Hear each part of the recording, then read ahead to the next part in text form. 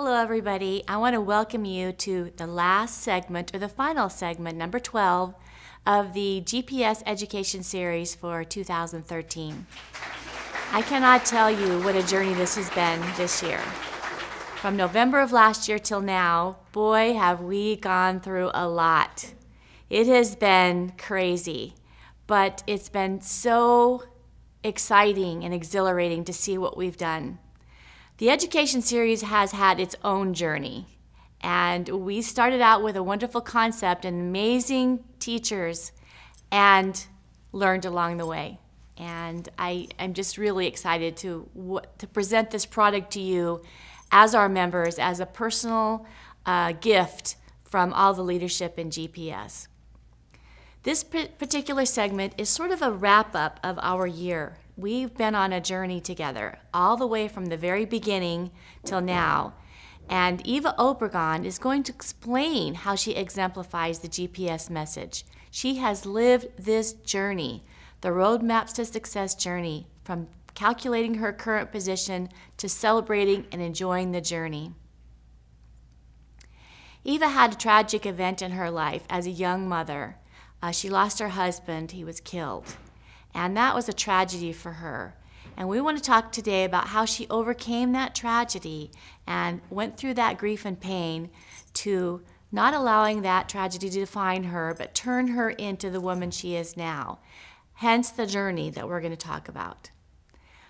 She moved from California to Arizona. She had children, and she changed her whole job. So she did a lot of different things. And so this is going to help you, the members that are listening to this and watching this, know that that can be done, and hopefully it'll empower you to do the same thing yourself. So welcome, Eva. Come on up.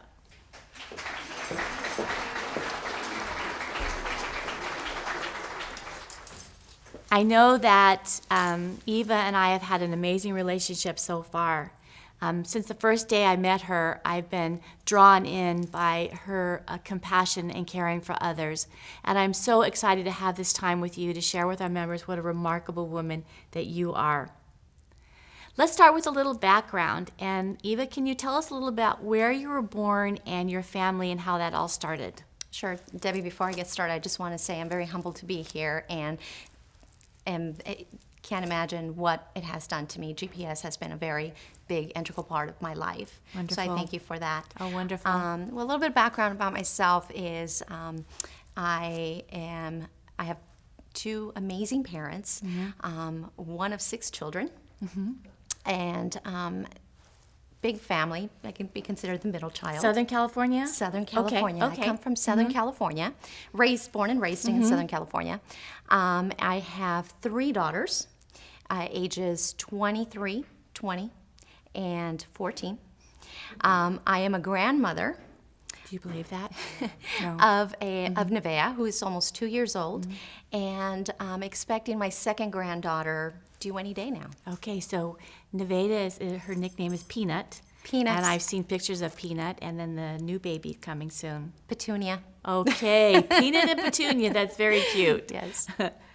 Okay, so you had to set new goals and make new decisions as a single parent now.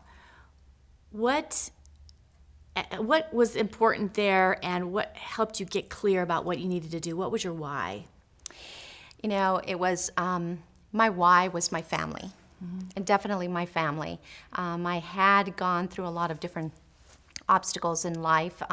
One of the biggest tragedies was losing my husband, my high school sweetheart. It was a different situation. We had been separated. My kids having to grow up in a broken home. That was tough. But it really got me to step back and take a look at what was important to me, take a look at why I wanted to go, where I wanted to go.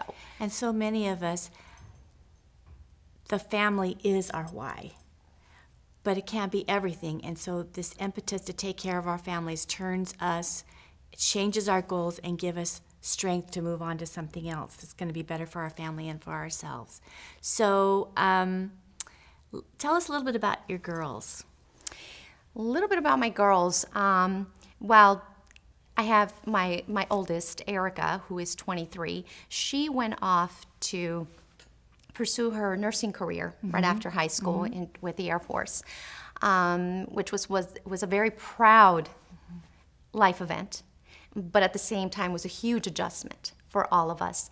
I had never been away from my daughters for more than a weekend, and so this was a huge adjustment, and this is where the first big drastic change came about.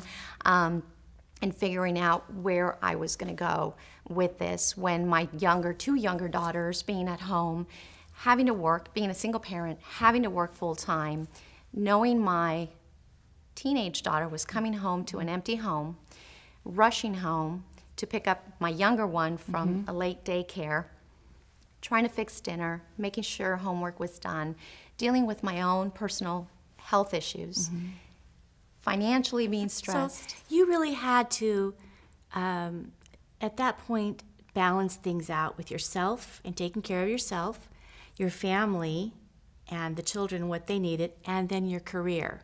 Correct. So how did you get those goals set? I mean, what was the decision-making process there? Was, again, my why. You know, knowing where I wanted to go, but yet not being able to know how to get there. Focusing back on my kids, and it kind of came about, you know, when seeing my parents working so hard and knowing that they weren't going to be able to vacation on their own or fulfill some of their dreams. For me, my why, my destination looks a little something like this. Being able to take my children on a paid vacation once a year, my children, my grandchildren, being able to send my parents off. This is something that I was never able to do as a young mom. But yet, that still hasn't taken that away from me. I could still do it. I could still pursue that later in life. So sometimes we get those little bumps in the road. Absolutely. But it doesn't mean that you have to take away from that destination or that dream. Yep. And you're a role model for your children. They're seeing their mother overcome obstacles and being effective in doing that, so that as young women, they're going to grow up doing that for themselves, and that's a wonderful gift to give your children. So you had this tragic event with your husband, and now you had to regroup and begin taking care of your family and yourself effectively. Is there anything else you can tell us about that and how that worked out? Yeah, I was, you know, by the wisdom of my children. You know, we all have trouble. We all have trouble asking for help. I know I did. It's one of the biggest things, and I lived my life. I can do it myself. I need nobody. But the reality of life itself is that we can't. We need those people in our life. And it came about a couple of years ago, actually. My two oldest daughters, you know, here I've lived my life as a role model, as an example for them, you know, being a strong, independent, successful, self-reliant woman. And that's what I wanted to teach my kids to be. That's where I learned how perceptions can cross. That's what I wanted to teach them. But then I learned, or they taught me, that that's not what they were looking at. They were looking at me to be a strong, successful career woman, self-reliant, but not a woman, and not taking credit for myself. Exactly, and taking care of yourself too. Correct. And taking something for yourself. Correct. So you took the time off to be with your children first, so that was important to get that assessed. Share how you calculated your current position and say, okay, what's my next step? I now have more balance in my life. I think I understand what my children need from me. So then what is your next step as far as yourself and your career, and how are you going to move forward with that? You know, at that point, it was, again, another little roadmap here, going into the direction, find another speed bump, because, you know, our plan never goes accordingly. No. There's always things that come about. I learned very young not to be a victim of my circumstances, and that's always kept me kind of going. But it's kept me on the road, but I didn't feel like I was moving anywhere. It wasn't until, again, I was really, really clear about what my destination looked like, and that's where I can relate to Roadmap to Success. We can, you know, it's you're in this vehicle now, but you can't move. I recalculated that situation based on the fact that my kids had different needs. I felt like a teeter-totter. Yeah. A career here and my family here. And it was always to one extreme, up and down. Yeah.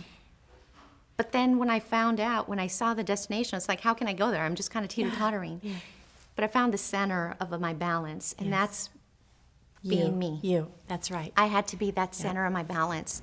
Once I found that center of myself, taking care of myself, I noticed that teeter-totter was a little bit more balanced, and it is Exactly. a huge part Many of of life. us take a leap of faith going forward. We are not exactly sure what the outcome's going to be. We just know that who we are and what we are is strong enough to test that and go forward with it. So you started out in California in the OBGYN field. Yes. And then left California and came here as a financial advisor and some other businesses in there. So tell us a little bit about that.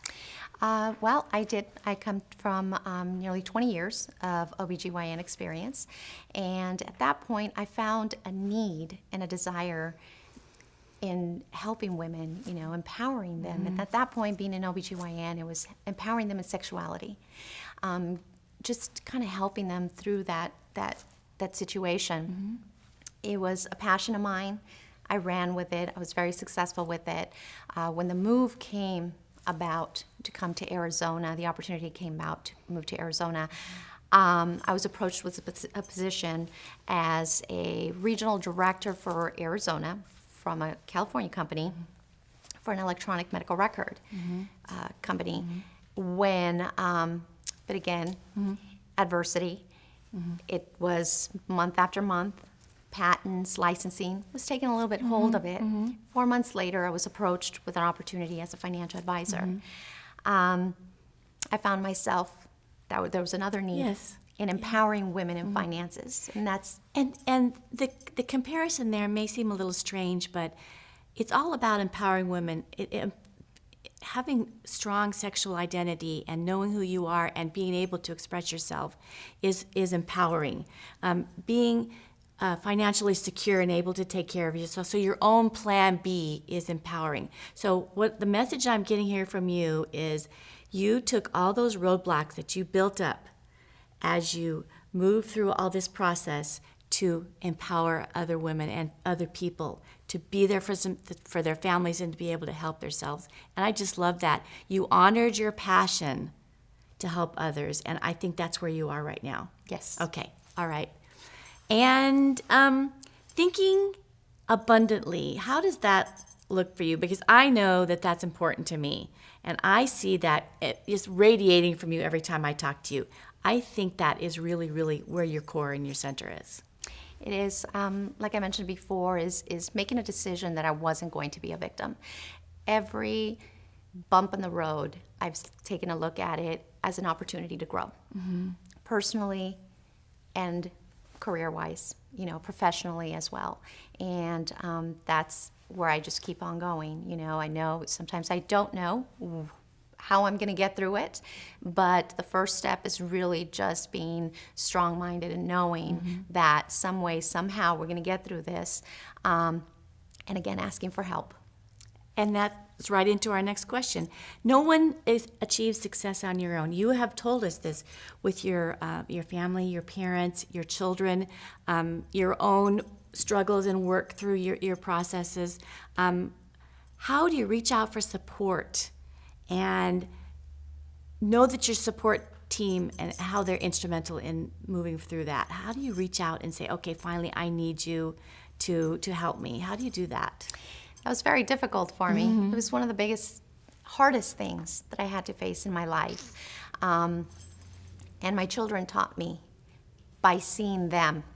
You know, here, when my daughter said to me, if being a strong, self-reliant, successful woman means being by yourself, Mom, I don't want to be like you. That's a big one. That's huge. I didn't want my kids to grow up thinking they didn't deserve to have the best. And from my experiences now as a mom of an adult, I see that in my oldest. I am the mirror of what they're going to be or will not be. And to see my oldest daughter having the biggest struggle and asking for help Yes. was a huge wake-up That is call. huge. That's huge. And it's funny, I just had this conversation with her yesterday, and I reminded her that, being a strong, independent, self-reliant woman and asking for help makes you Even stronger. Yeah. And need less of a connected. person. Connected Yes. with other people Yes. even more. Yes. You never want to think that you're an island, and that because when you're an island, you're unreachable. You have too much around you. So you make yourself accessible to the ones that are around you by asking for their help and getting them involved. And that just improves your connection.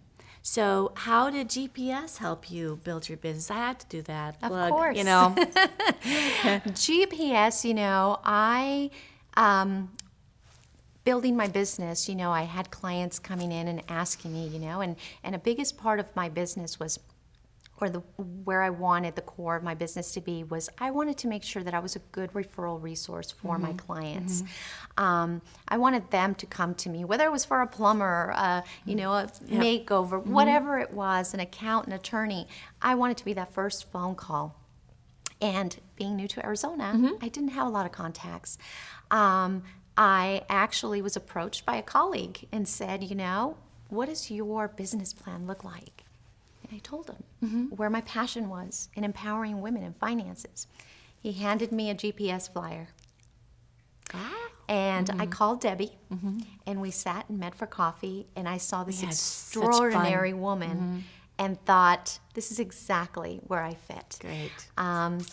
And here I am. I've made some amazing, amazing relationships. And it's more about, that business building. And I can say nothing but great things about GPS, and very blessed that this has come in my path. So you're talking to them now, and you're going to tell them, because that's why we do this, so that they know that there are solutions out there for them. I think every story that we've shared over this last year, it's very relatable to someone. They're going to see that little nugget and they're going to get excited about it. So what advice would you give them as they travel on their journey? What are the key points that they need to take away from today to remember? I put a lot of thought into that, and there was 5 things that I know that have helped me in my struggles in life. The very first thing was to really know your why. What does that look like to you? Have that vision right in front of you, even if it's a picture of your family, because that's what I have in my on my desk. Every time things get done, that's what I'm doing it for. Know your why. Be very clear on that.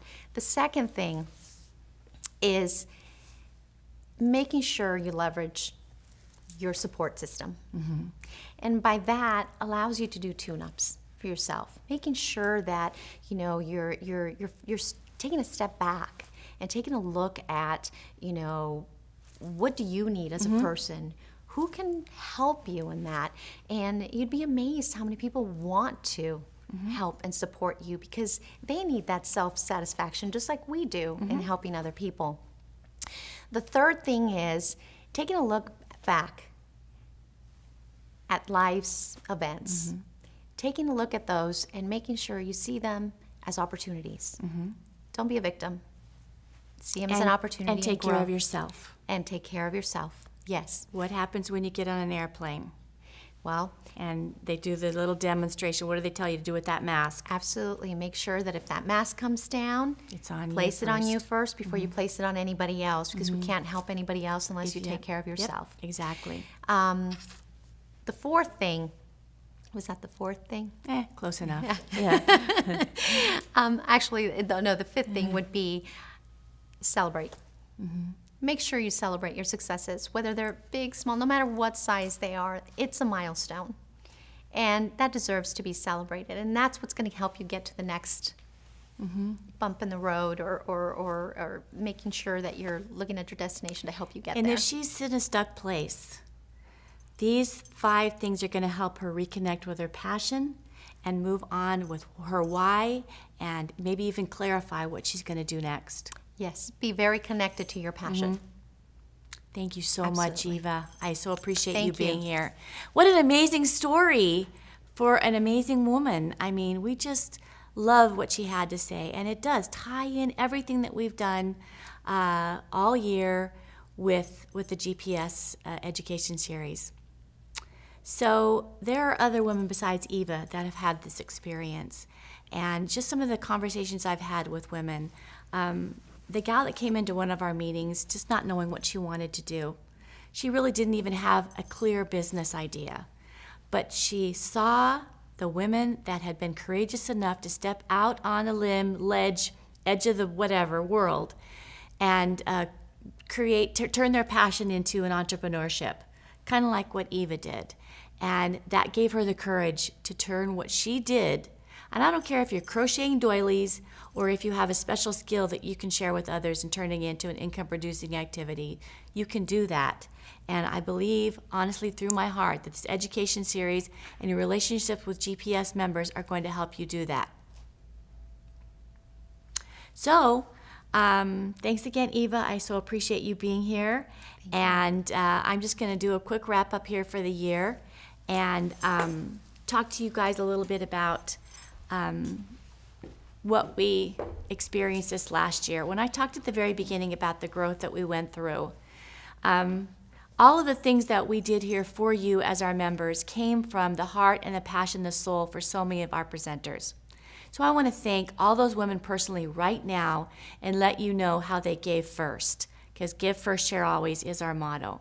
So I want to personally thank Spongy Jensen, Beverly Hendricks, Phyllis Strobel, Marie Clancy, Joan Laubach, Dr. Debbie Thompson, Jana Craven, Jamie Lau, and then Eva Obregon. I also want to do a special thanks to Pam Heward, and she's not going to be happy with me right now, but I want you to see the woman behind the scenes, the one that didn't put a fancy outfit on this morning. I'm getting dressed but today. ladies, she is the heart and soul of this education series, and I love her. I love her and her partner Cheryl. And then I want to say that Tony Steffen, our wonderful web designer, and put all of this on the website for you. And Naveed, you can't see him because he's back behind the camera. He's real cute. And Phoenix Video Production helped to make this professional production for you the last 6 months be what it is, and we're so proud of it. So very proud of it. Thank you. It's been wonderful. And finally, I want to thank you, our amazing members. You are why we do what we do. You gave us our why, like Eva said before. We are here for you to help you build your businesses, to get you over your stuck places, to get you back on the roadmaps to success. We can't wait until next year. We have lots of in store for you. We're working on the program already for next year, and we can't wait to share it and grow with you. So thank you so much.